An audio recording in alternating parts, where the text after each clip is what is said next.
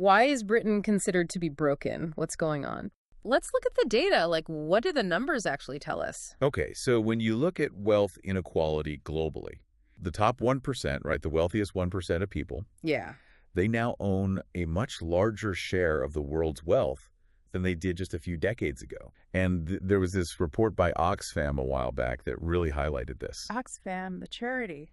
Well, they looked at the 5 richest men in the world, like the absolute top of the top. Yeah. And they found that between 2020 and 2024, their wealth more than doubled. More than doubled in just 4 years. Yeah, it's crazy, right? Like, imagine the amount of money we're talking about. It's mind-boggling. It is. And what's even crazier is what was happening to everyone else at the same time. Oh, yeah. What about the rest of us? Well, during those same 4 years, almost 5 billion people, that's like most of the world's population. Yeah, that's a huge number. They actually became poorer. Like, their wealth actually decreased. So it's not just that the rich are getting richer, it's that a lot of people are getting poorer at the same time. Exactly. It's a double whammy. That's really worrying. It is. And this trend, it's not just global. We see it within countries, too, including the UK. There was this study by the London School of Economics a couple of years ago, and they were pretty clear about their findings. Oh, yeah. What did they say? Well, they said that the richest 1% have been the only group to consistently see their share of income rise over the past 30 years. So it's not just a feeling, it's backed up by research. Exactly. It's a clear trend. The number of billionaires and their total wealth has just skyrocketed in recent years. Like, how much are we talking about here? Well, there was this report on global inequality last year that said the richest 10% of people own over 76% of all the wealth in the world. 76%. Yeah, it's crazy, right? And the bottom half of the world's population, they own less than 2%. Less than 2%? That's almost nothing. It's a tiny sliver of the pie. It's hard to even comprehend that kind of disparity. It is, and it's a similar story here in the UK. And then there's the tax system, right? Some people say that favors the wealthy. Yeah, there's this argument about capital gains tax. Capital gains tax, that's the tax on profits from investments. Exactly, and it tends to be lower than the tax rate on income from working. So you can earn more from investments and pay less tax than someone who's working a regular job. And it can contribute to wealth inequality. Because it makes it easier for the wealthy to accumulate even more wealth. Exactly. And then there's the housing situation, right? Oh, yeah. House prices have gone crazy. They have. And it's made it really hard for young people to buy a home. And this benefits landlords and property investors. Because they can charge higher rents. Exactly. And their property values keep going up. So again, it's the people who already have assets who are benefiting the most. It's like a self-perpetuating cycle. Yeah, the rich get richer, and it gets harder for everyone else to catch up. So we've seen the evidence that inequality is growing, but the next question is, how is this happening? So this is where privatization comes back into play, especially its impact on public services. Okay, so how does that work? Well, one thing is the fragmentation of public services, like breaking them down into smaller units. Okay, can you give an example? Sure. Take the NHS, right? It used to be more unified when it came to buying things. Like medical supplies and stuff? Yeah, but now it's been broken down into all these smaller trusts. So they're each negotiating their own deals. Exactly. And that weakens their bargaining power. So they end up paying more. Yeah, they're more vulnerable to being overcharged by big suppliers. And is this happening in other sectors too?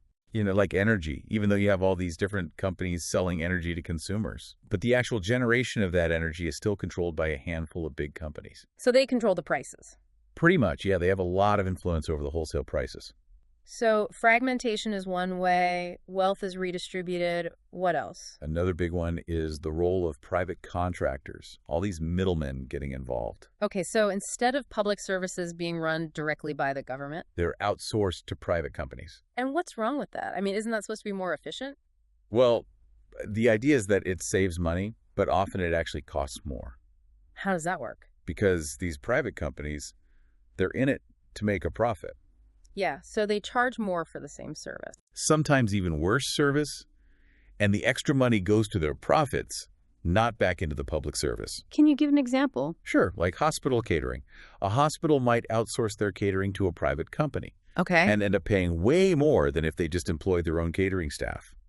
Really? Like, how much more are we talking about? 2 or 3 times more, sometimes even more. That's a huge markup. It is, and it's not just catering. It happens with cleaning, security, even some healthcare roles. So we're paying a premium for these private companies to get involved. And that premium, it's coming out of public funds, money that could be going towards better services. It's like we're funding their profits. Kind of, yeah. And then there's the whole issue of highly paid executives in public services. Oh, yeah, I've heard about that, like fat cat salaries and stuff. Yeah, there's been a big increase in the number of administrators and managers in places like the NHS. More bosses than workers. It feels that way sometimes.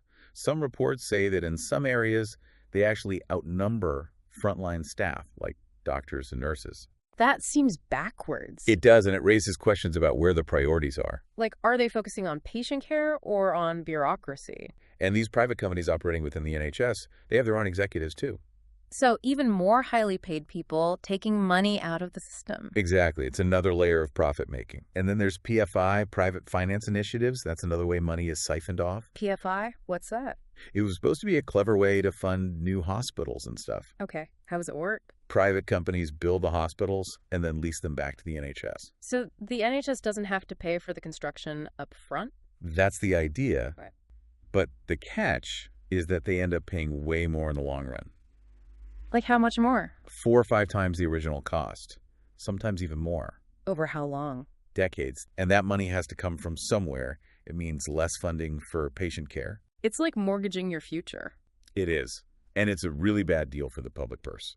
So PFI is another way wealth is transferred to private companies. Yep. And then there's monopolization. When essential services are privatized, it can create monopolies. Monopolies, that's when one company controls the entire market, right? Exactly. And that gives them a lot of power. They can basically charge whatever they want. Pretty much, yeah. There's no competition to keep prices down. And they don't have to worry about improving service either.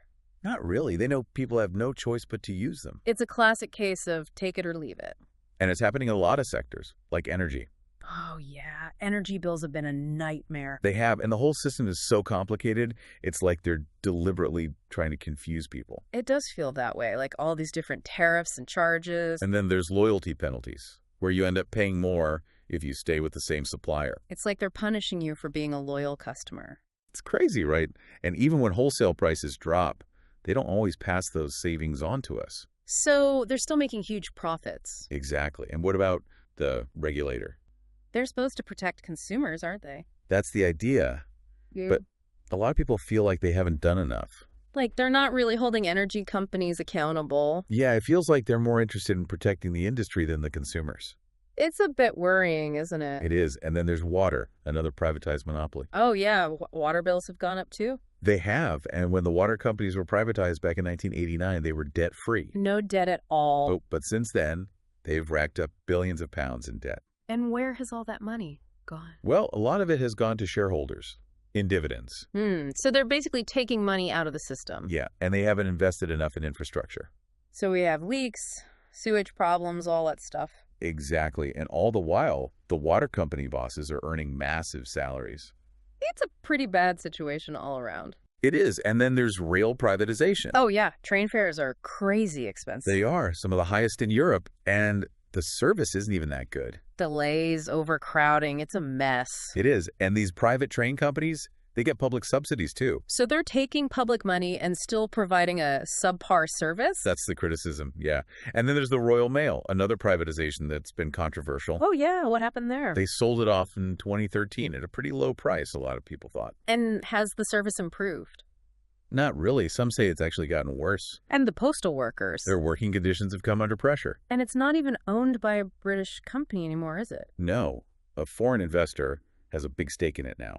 So we've lost control of another essential service. And then there's tax enforcement. Oh, yeah. Everyone complains about taxes. They do. But the thing is, big multinational corporations often seem to get away with paying very little tax. Compared to us regular folk. Exactly. And smaller businesses, too. It's not a level playing field. So the system seems to be rigged in favor of the big guys. And all of this contributes to this thing called rentier capitalism. Rentier capitalism, what a fancy word. It basically means that wealth is increasingly coming from owning things rather than doing things. So instead of working and producing goods and services, people are making money just by owning assets, like property or financial instrument. And how does that worsen inequality? Because the people who already have those assets, they get richer just by sitting on them. Well, everyone else is struggling to make ends meet. Exactly. And housing is a prime example. Oh, yeah. Landlords are doing pretty well right now. They are. They're benefiting from rising rents while it's getting harder and harder for people to buy a home. So renting is becoming the new normal. For a lot of people, yes. And then there are pension funds and hedge funds. What do they have to do with it? Well, they often buy up essential services. Like energy companies and stuff? Yeah, and then they raise prices to make a profit for their investors. So they're squeezing even more money out of the system. Exactly. And it's all happening while public services are being cut back. Local councils are struggling, aren't they? They are. They're facing big budget cuts. So they have to reduce services or outsource them. And that often means lower quality and higher costs. We've seen it with libraries, parks, public transport. And councils are charging more for things too. Like parking permits and stuff. Yeah. So we're paying more for less. And then there's the media. They play a role too, don't they? Oh yeah, big time. It's often owned by big corporations or wealthy individuals. So they control the narrative. Exactly. And they tend to promote privatization and free markets as the best solution. Even when there's evidence to the contrary. Yeah, they don't always give a balanced view. And then there's lobbying and political donations. Yeah, the financial sector has a lot of influence on policy. So they can shape the rules in their favor. Exactly. It's a complex web of factors. But it all seems to point in the same direction, towards increasing inequality. That's the takeaway. It's privatization, it's weak regulation, it's rentier capitalism, it's media control. It's all working together to funnel wealth upwards. And it's not just happening by accident. These are the results of specific policy choices. Exactly. This is by design. So for anyone listening who feels like the system is rigged against them, They're not imagining things. their feelings are backed up by the evidence. Absolutely. Those concerns about privatization, the growth of bureaucracy, the rising cost of living, those are all valid reflections of the reality of this system. So if we want to change things, if we want to create a more equitable system, We need to understand how this system works. we need to be aware of the mechanisms that are driving this wealth transfer. And then we can start to think about what alternatives might be possible. It's a complex issue, but it's one that we need to address. We need to find ways to ensure that public services truly serve the public. And that wealth is shared more equitably. Thanks for joining us, and we'll see you next time. See you later. Bye. Bye.